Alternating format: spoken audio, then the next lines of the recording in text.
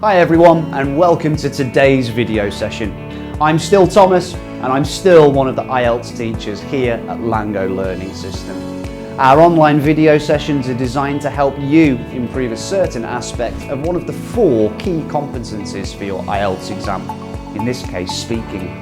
Today we're looking at the topic of accommodation. Let's start with some part 1 questions. Do you live in a house or an apartment? Actually, I share a single room in my halls of residence with my friend because I live on campus. Almost all first-year students are advised to stay near the university. However, I prefer to enjoy life in the student digs in the town. Tell me about where you live. My family has moved into the suburbs of our city. When we moved to our new house, we had a housewarming party. It was just a couple of weeks ago. What kind of accommodation do most people live in your city? In my city, the majority of people stay in apartment blocks. That is far different from what I observe in England. All the British people I know seem to adore living in terraced houses with colourful and unusual back gardens. Now, let's look at some part 2 questions. Describe a house or an apartment that you would like to live in. You should say what kind of accommodation it would be, where it would be, who would live there with you, and say why you would enjoy living in this place. Most people dream of living in a big detached house with spacious rooms which have a view of green fields or something kind of like that. Personally, my ideal home is slightly different. I've always fancied a mobile home which is furnished with all mod cons. Thus, I would be able to live in my house wherever I go or during my holidays too. Besides this, I could take all my home comforts wherever I travelled. However, I would still need a permanent address to live, and a mobile home is just an intriguing alternative for a short holiday or break. I guess that when I've got kids, I'll get on the property ladder and start saving to put down a deposit on a house or apartment. Probably my family will all live together in a private house, but I will always keep my dream home in the back of my mind. And finally, some part 3 questions. Is it better to own your own home or to rent? Both choices have their own advantages.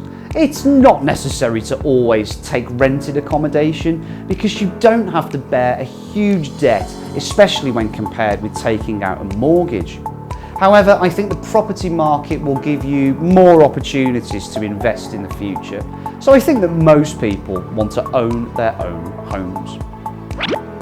What options are available to young couples looking for accommodation in your country? Well, it's quite difficult for first-time buyers because mortgages are an unrealistic financial burden for most young people, so they choose to live with their parents or in rented accommodation. Nevertheless, these require you to pay rent in advance, and if the house is not fully furnished, you'll still have to pay extra money to buy furniture.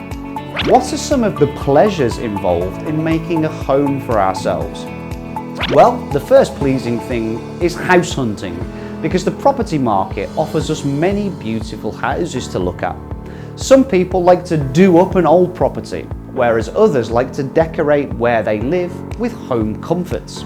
Now I'll highlight some of the vocabulary in the sample answers for you. All mod cons. Technology at home that makes jobs easier, such as a washing machine or a dishwasher. Apartment block. A large building made up of smaller units of apartments. Back garden. A garden at the rear of the house. Detached house. A house that is not physically connected to another property. To do up a property. To repair an old building. Dream home. Home that you regard as perfect. First-time buyer. Someone buying a property for the first time, especially when taking out a loan. We call this a mortgage. Fully furnished. A rented property with all furniture included. To get on the property ladder. To buy a property with the aim of buying another bigger or more expensive one later down the line. Halls of residence. A college or university building where students live together. Home comforts, things that make a home feel comfortable to live in. House hunting, looking for a property to live in. Housewarming party, a party to celebrate moving into a new home. Ideal home, perfect home, to live on campus, to live on the university or college grounds.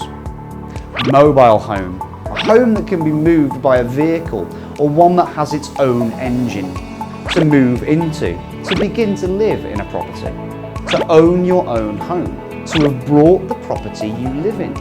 To pay rent in advance, a monthly rent that is paid at the beginning of the month. Permanent address, a fixed address. Property market, the buying and selling of land or buildings. To put down a deposit, to pay an amount of money as the first in a series of future payments for something. Rented accommodation, property owned by someone else and for which a person pays a fixed amount to live in. Single room, a room for one person. A spacious room is a large room. Student digs, informal slang for student accommodation.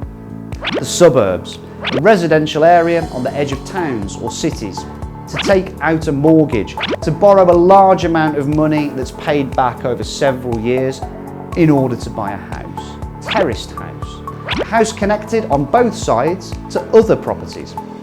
I really hope that you found this session useful in preparing you for your IELTS speaking test.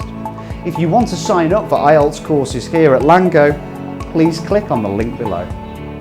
Our IELTS courses are designed to cater to your individual needs and to provide you with personalised learning pathways. Remember to like and subscribe, and please don't forget to hit that bell button to get notifications of our latest uploads.